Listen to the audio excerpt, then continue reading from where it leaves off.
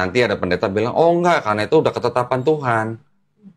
Gimana ketetapannya di mana? Udah dinubuatkan katanya. Nubuatkannya di mana? Selamat datang di channel video saya. Nah, dalam cuplikan video tadi ya tentang Kodonditan, di sana tampak jelas Kodondi sedang mempermasalahkan nubuat tentang Yesus dalam kitab suci orang Yahudi. Ya.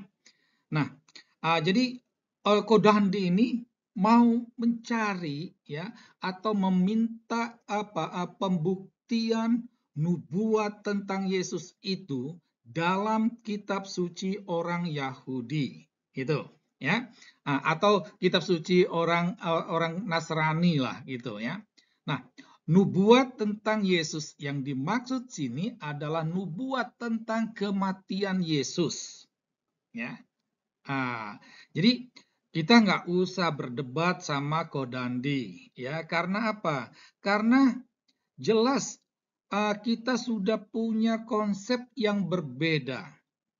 Jadi nubuat tentang kematian Yesus yang diminta, yang dituntut oleh Kodandi itu adalah gambaran seperti kisah Injil. Kita tahu, kita tahu bahwa umat Islam itu kan selalu mendasarkan pada seperti apa yang tertulis ya. Mereka meminta bukti bahwa Yesus itu Allah dengan mengatakan di mana tertulis, dalilnya tuh di mana tertulis dalam kitab suci Yesus pernah berkata akulah Allah. Nah, logikanya seperti itu umat Islam ini.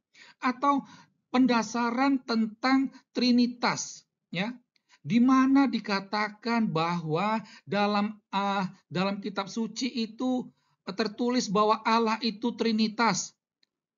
Umat Islam itu seperti itulah cara berpikirnya, ya. Maka kisah kematian Yesus, kisah sengsara dan kematian Yesus juga harus seperti yang tertulis dalam Injil itu ada tertulis dalam kitab suci orang Yahudi. Seperti itu. Jadi ada Yesus memikul salibnya dan ketemu dengan orang yang kemudian bernama Simon dari Kirene. Model seperti itulah ya tuntutan Kodandi ini. Ya, jadi percuma kita kalau mau berdebat bersama dia. Ya, nah, tetapi menjadi pertanyaan penting untuk kita bersama itu adalah, adakah nubuat tentang Yesus dalam kitab suci orang Yahudi? Ya, ini pertanyaan pentingnya. Ya. Dan pertanyaan ini juga yang harusnya menjadi pertanyaan Kodandi. Ya. Meski kita berbeda dalam pemahaman. Ya. Ini. Baik. Pertama-tama sebelum kita menjawab tadi itu harus dipahami dulu tentang kitab suci orang Yahudi. Kodandi sendiri pernah berkata bahwa kitab suci orang Yahudi itu adalah perjanjian lama orang Kristen. Dia pernah mengatakan demikian, ya. Atau dengan kata lain, perjanjian lama orang Kristen itu adalah kitab sucinya orang Yahudi. Itu. Jadi sebagaimana diketahui, kitab suci orang Kristen yang disebut dengan Alkitab itu terdiri dari dua bagian, perjanjian lama dan perjanjian baru. Perjanjian lama itu merupakan kitab suci orang Yahudi. Ya. Nah, untuk menjawab pertanyaan tadi, pertama-tama saya mau mengutip pernyataan Rasul Paulus dalam suratnya yang pertama kepada jemaat di Korintus, bab 15 ayat 1 sampai 4. Dalam suratnya ini Paulus mengatakan, dan sekarang saudara-saudara, aku mau mengingatkan kamu kepada Injil yang aku beritakan kepadamu, dan yang kamu terima, dan yang di dalamnya kamu teguh berdiri. Oleh Injil itu kamu diselamatkan, asal kamu teguh berpegang padanya, seperti yang telah kuberitakan kepadamu, kecuali kalau kamu telah sia-sia saja menjadi percaya. Injil yang dimaksud ini bukanlah kitab Injil yang sekarang ini, bukan. Injil yang dimaksud itu pertama-tama adalah Yesus itu sendiri, ya. Yesus itulah Injilnya, karena Yesus itulah kabar beritanya, kabar sukacitanya. Karena lewat dia orang mendapatkan keselamatan. Itu. Nah, lantas dalam ayat ketiga dia mengatakan, sebab yang sangat penting telah kusampaikan kepadamu, yaitu apa yang telah kuterima sendiri, ialah bahwa Kristus telah mati karena dosa-dosa kita sesuai dengan kitab suci, bahwa ia telah dikuburkan dan bahwa ia telah dibangkitkan pada hari yang ketiga sesuai kitab suci. Jadi kitab suci yang dimaksud ini yaitulah perjanjian lama, itulah kitab suci orang Yahudi.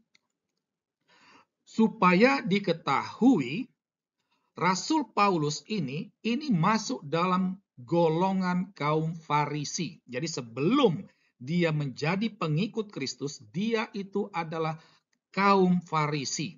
Kaum Farisi ini adalah orang yang sangat mendalami kitab suci, mendalami Taurat, meski mereka tidak sehebat ahli-ahli Taurat. Tetapi kaum Farisi, orang-orang yang masuk dalam kelompok Farisi ini adalah orang yang sangat mendalami kitab suci. Jadi Paulus dia mendalami. Jadi setelah dia mendapatkan pencurahan Roh Kudus, jadi Roh Kudus itulah yang menerangi akal pikiran bahwa peristiwa sengsara kematian Kristus semuanya sudah dinubuatkan dalam kitab suci. Maka Paulus berani mengatakan semuanya itu bahwa Kristus telah mati karena dosa-dosa kita sesuai kitab suci. Bahwa dia dikuburkan dan dibangkitkan pada hari ketiga sesuai kitab suci. Itu. Nah, cuplikan yang kedua itu saya ambil dari Kisah Para Rasul bab 18 ayat 28. Di sana dikatakan, sebab dengan tak jemu-jemunya ia membantah orang-orang Yahudi di muka umum dan membuktikan dari kitab suci, ya, membuktikan dari kitab suci bahwa Yesus adalah Mesias, ya. Nah, ia yang dimaksud ini adalah Apolos, ya. Apolos ini dia membantah, berdebat dengan orang-orang Yahudi di muka umum.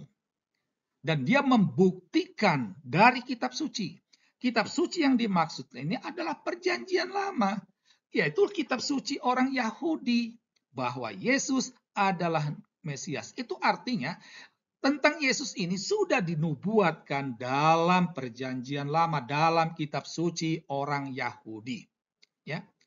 Apakah ada? Ada. Hanya tadi perbedaannya, percuma saja kalau saya akan menampilkan beberapa kutipan dari perjanjian lama yang semuanya itu terpenuhi dalam diri Yesus. Karena apa? Karena logika Donditan tidaklah seperti logika orang Kristen. Cara berpikir Dondikan tidaklah sama dengan cara berpikir orang Kristen. Ya, seperti di awal tadi saya sudah jelaskan. Nah, demikianlah tanggapan singkat tentang upaya Koh Dondi mencari pembuktian tentang nubuat Yesus Kristus dalam kitab suci orang Yahudi. Sekian dan terima kasih.